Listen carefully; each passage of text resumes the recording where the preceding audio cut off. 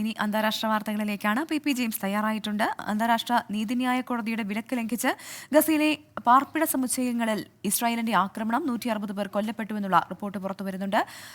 ഈ വാർത്തയുടെ കൂടുതൽ വിശദാംശങ്ങൾ പി ജെയിംസിനോട് ചോദിക്കാം. P James, good morning. Good morning Pravitha. Good morning Smitha. Israel Palestine യുദ്ധം അത് പെട്ടെന്ന് അവസാനിക്കും എന്നാണ് വിചാരിച്ചിരുന്നത്. പക്ഷേ ആ യുദ്ധം നീണ്ടു പോവുകയാണ്. ഈ നീതിന്യായ കോടതിയുടെ ഭാഗത്തു നിന്നുള്ള നിർദ്ദേശം പോലും അവഗണിച്ചുകൊണ്ട് ഇസ്രായേൽ ഈ യുദ്ധവുമായി മുന്നോട്ട് പോകുമ്പോൾ 160 പേർ വീണ്ടും കൊല്ലപ്പെടുന്നു. മരണസംഖ്യ എന്നും കൂടിക്കൊണ്ടിരിക്കുന്നു. അമേരിക്കയാകട്ടെ ഇസ്രായേലിനെ കൂടുതൽ സപ്പോർട്ട് ചെയ്യുന്നു. എന്താണ് നിലവിൽ ആ ഒരു മേഖലയിൽ നടക്കുന്ന കൂടുതൽ സംഭവങ്ങൾ? പ്രവിത, ഇത് വല്ലാത്ത രീതിയിലേക്ക് ഈ യുദ്ധം പോയി കഴിഞ്ഞു. ഏതാണ്ട് 4 മാസത്തോട് അടുക്കുകയാണ്. 1.5 മാസം കഴിഞ്ഞു. 4 മാസത്തോട് അടുക്കുകയാണ് യുദ്ധം.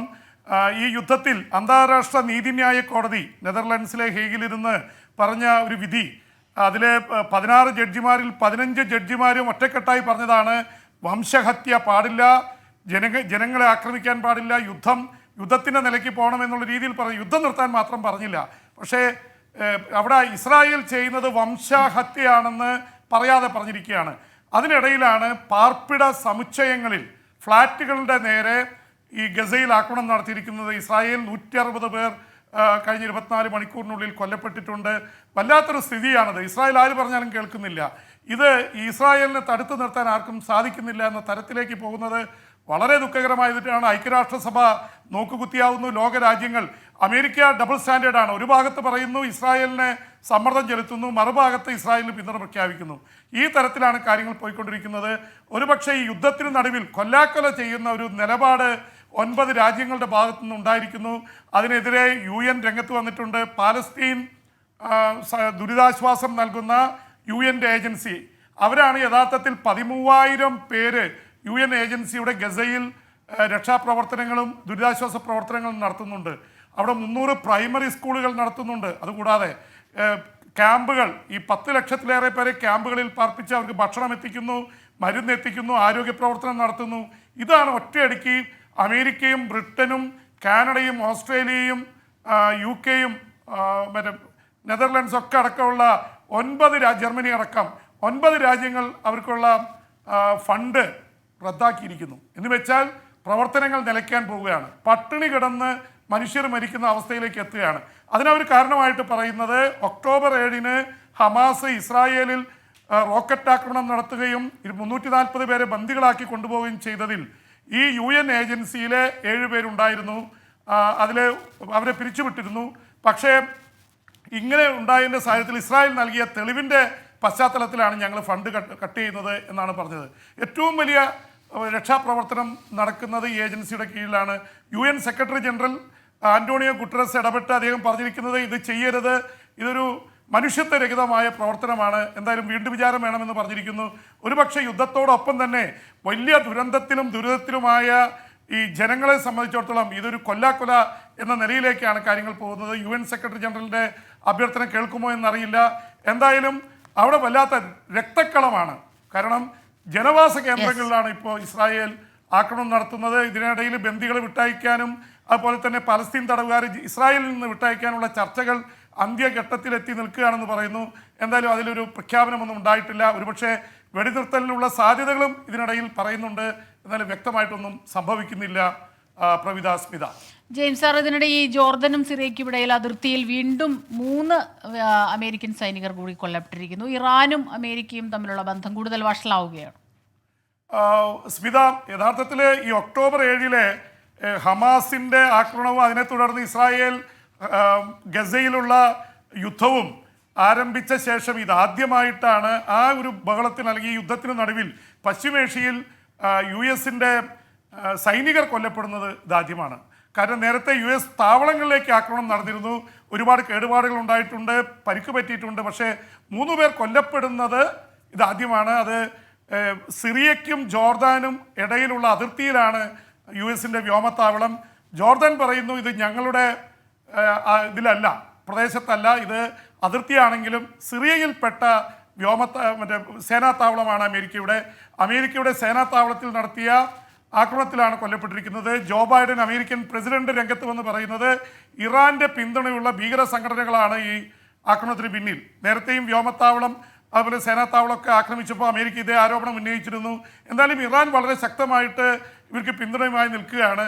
അമേരിക്കയുടെ ഒരു ഇൻ്റർഫിയറൻസ് ഇടപെടൽ ഈ ചെങ്കടലിൽ വരികയും യമനിലെ ഹൂതികൾക്ക് നേരെ ആക്രമണമൊക്കെ നടത്തുന്നതിൻ്റെ പശ്ചാത്തലത്തിലാണ് അമേരിക്കൻ സേനാ താവളങ്ങൾക്ക് നേരെ ആക്രമണം ഉണ്ടായിട്ടുള്ളത്. എന്ന് മാത്രമല്ല ഒരുപാട് പേർക്ക് പരിക്ക് പറ്റിയിട്ടുണ്ട്. അതിനെക്കുറിച്ച് പറയുന്നത് ബ്രെയിൻ ഇഞ്ചുറിയാണ്. ബ്രെയിൻ ഇഞ്ചുറിയെക്കുറിച്ച് പറയുന്നത് ലേസർ ഇതായിട്ടുള്ള ആയുധങ്ങൾ ഉപയോഗിച്ചിരിക്കുന്നു. ഒരുപക്ഷെ പുറത്തേക്ക് ഒന്നും തോന്നില്ല, പക്ഷെ അവർ തളർന്നു വീഴുകയും ബോധരഹിതരാവുകയും ഒരുപാട് ദിവസങ്ങൾക്ക് ശേഷം ബോധം വരികയും ചെയ്യുന്ന അവസ്ഥയിലേക്ക് കാര്യങ്ങൾ എത്തിയിരിക്കുന്നു. ഇറാനും അമേരിക്കയും തമ്മിലുള്ള ബന്ധം കൂടുതൽ വഷളാവുകയാണ്.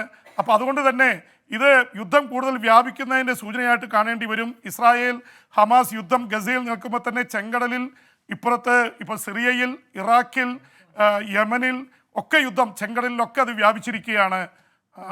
സ്മിത, പ്രവിത. പി ജെയിംസ്, ഈ സംഘർഷത്തിന് നടുവിൽ ഇറാൻ 3 ഉപഗ്രഹങ്ങൾ വിജയകരമായി വിക്ഷേപിച്ചിട്ടുണ്ട്. വലിയ എതിർപ്പുമായി അമേരിക്ക രംഗത്ത് വരികയും ചെയ്തിട്ടുണ്ട്. ഈ ഇസ്രായേൽ ഹമാസ് യുദ്ധത്തിനിടയിൽ ഒരുപക്ഷെ പാശ്ചാത്യ ശക്തികൾക്ക് വല്ലാത്ത ആശങ്ക പകരുന്ന ഒരു വിജയമാണ് ഇറാൻ നേടിയിരിക്കുന്നത്. ഇറാൻ്റെ പല ഉപഗ്രഹ ദൗത്യങ്ങളും അടുത്തയിടെ പരാജയപ്പെട്ടിരിക്കുകയായിരുന്നു. പക്ഷേ 3 ഉപഗ്രഹങ്ങൾ ഒരുമിച്ച് വിജയകരമായി വിക്ഷേപിച്ച് ഇറാൻ അവരുടെ ശക്തി തെളിയിച്ചിരിക്കുകയാണ്. ഇതിൽ അമേരിക്കയും പാശ്ചാത്യ രാജ്യങ്ങൾ, ബ്രിട്ടൻ അടക്കമുള്ള പാശ്ചാത്യ രാജ്യങ്ങൾ എതിർപ്പ് പ്രകടിപ്പിച്ചിട്ടുണ്ട്. അവർ പറയുന്നത് ഈ ടെക്നോളജി ഉപയോഗിക്കുന്നത് നേരെ ഉപഗ്രഹങ്ങൾ വിക്ഷേപിക്കാൻ എന്ന പേരിൽ അവർ ദീർഘദൂര ആണവ മിസൈലുകൾ നിർമ്മിക്കുകയാണ്. അതിൻ്റെ ഒരു പരീക്ഷണം എന്ന രീതിയിൽ തന്നെയാണ് ഉപഗ്രഹങ്ങൾ വിക്ഷേപിക്കുന്നത്. 90 ഡിഗ്രിയിൽ മുകളിലേക്ക് പോയാൽ 45 ഡിഗ്രിയിലേക്ക് അത് മാറ്റിയാൽ നേരെ മിസൈൽ ടെക്നോളജിയായി. അപ്പോൾ മിസൈൽ ടെക്നോളജിയുടെ ഏറ്റവും ലേറ്റസ്റ്റ് ആയിട്ടുള്ളതാണ് കാണുന്നത്. അതുകൊണ്ട് തന്നെ ഈ പശ്ചിമേഷ്യയും ഈ മേഖല മുഴുവൻ കൂടുതൽ സങ്കീർണമാക്കാനുള്ള ശ്രമമാണെന്ന് അമേരിക്കയും ബ്രിട്ടനും പാശ്ചാത്യ രാജ്യങ്ങളും ആരോപിക്കുന്നു. പക്ഷേ ഇറാൻ കുലുങ്ങുന്നില്ലെന്ന് മാത്രമല്ല, ഇറാൻ്റെ പിന്തുണയോടെയാണ് ഹൂതികൾ യമനിൽ നിന്ന് ചെങ്കടലിൽ ആക്രമണം നടത്തുന്നത്. ഇസ്രായേലിനെതിരെ ഹമാസ് യുദ്ധം ചെയ്യുന്ന ഇറാൻ്റെ സൈനിക ശക്തി ഉപയോഗിച്ചുകൊണ്ടാണ് ഹെസ്ബുള്ള ലെബനിൽ നിന്ന്, സിറിയയിൽ നിന്ന്, ഇറാഖിൽ നിന്ന് യുദ്ധം നടത്തുന്നത് ഈ പിന്തുണയിലാണ്. എന്തായാലും അമേരിക്കയ്ക്ക് ഒക്കെ വലിയ രീതിയിൽ, എന്ന് മാത്രമല്ല ഇപ്പോൾ അമേരിക്കയുടെ സേനാ താവളങ്ങൾ ആക്രമിക്കുന്നു. അപ്പോൾ ഈ രീതിയിൽ ഇറാൻ അവരുടെ ഒരു മൈറ്റി പവർ അല്ലെങ്കിൽ ഒരു മസിൽ പവർ കാണിക്കുകയാണ്. സ്മിത, പ്രവിത. ജെയിംസ് സാർ, അതോടൊപ്പം ഈ ചെങ്കടലിലും ഇതുപോലെ തന്നെ രൂക്ഷമാവുകയാണ് ആക്രമണം, പ്രത്യാക്രമണം എന്നുള്ള രീതിയിൽ. ഇപ്പോൾ ഹൂത്തികളുടെ ഡ്രോണുകൾ വെടിവെച്ചിട്ടിരിക്കുന്നു ബ്രിട്ടീഷ് നാവികസേന. ഇപ്പോൾ ഏറ്റവും ഒടുവിലായിട്ട് വരുന്നത് അതാണ്. ചെങ്കടലിൽ ഹൂതികൾ HMS ഡയമണ്ട് എന്ന ബ്രിട്ടീഷ് കപ്പലിന് നേരെ ഡ്രോൺ പ്രയോഗിച്ചു, അത് വെടിവെച്ചിട്ടു എന്ന വാർത്തയാണ് ഇപ്പോൾ ഏറ്റവും ലേറ്റസ്റ്റ് ആയിട്ട് വരുന്നത്. ബ്രിട്ടീഷ് നാവികസേനയുടെ പ്രസ്റ്റീജിയസ് ആയിട്ടുള്ള ഇതാണ് HMS his Majesty's service diamond എന്ന പടക്കപ്പൽ. ആ കപ്പലിന് നേരെയാണ് ആക്രമണം നടന്നത്. എന്തായാലും അവർ തിരിച്ചടിച്ച് അത് ഡ്രോണുകൾ തകർത്തിരിക്കുകയാണ്.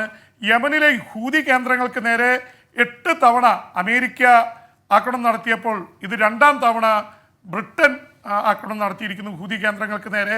എന്തായാലും ഹൂതികളുടെ സൈനിക ശക്തി തളർത്താൻ കഴിയുന്നില്ല. 30-40% തളർന്നു എന്ന് പറയുമ്പോഴും ഹൂതികൾക്ക് ഇപ്പോഴും ചെങ്കടലിൽ കപ്പലുകളെ ആക്രമിക്കാൻ പറ്റുന്നു. ഇസ്രായേൽ ബന്ധമുള്ള, അമേരിക്കൻ ബന്ധമുള്ള കപ്പലുകൾക്ക് നേരെയാണ് ഏറ്റവും ശക്തമായിട്ടുള്ള അടി നടക്കുന്നത്.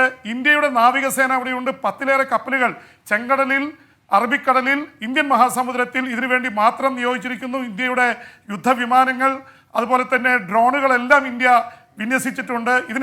ഇതിനിടയിൽ ഈ യുദ്ധം മനുഷ്യർക്ക് മടുത്തു എന്ന സന്ദേശവുമായി ഫ്രാൻസിസ് മാർപ്പാപ്പ രംഗത്ത് വന്നിട്ടുണ്ട്. അദ്ദേഹം റോമിലെ വത്തിക്കാനിലെ പ്രാർത്ഥനയ്ക്ക് ശേഷം നടത്തിയ പ്രസ്താവനയിലാണ് യുക്രൈൻ യുദ്ധം, ഇസ്രായേൽ ഹമാസ് യുദ്ധം മനുഷ്യർ കൊല്ലപ്പെടുകയാണ്, ഇത് നിർത്തിയേ തീരൂ, ഇത് മടുത്തു ലോകത്തിന് എന്ന രീതിയിൽ വളരെ ശക്തമായ ഭാഷയിൽ പറഞ്ഞു വന്നിരിക്കുന്നു. പക്ഷേ ഈ യുദ്ധം നടത്തുന്നവരൊന്നും ഇത് കേൾക്കാൻ തയ്യാറാവുന്നില്ല.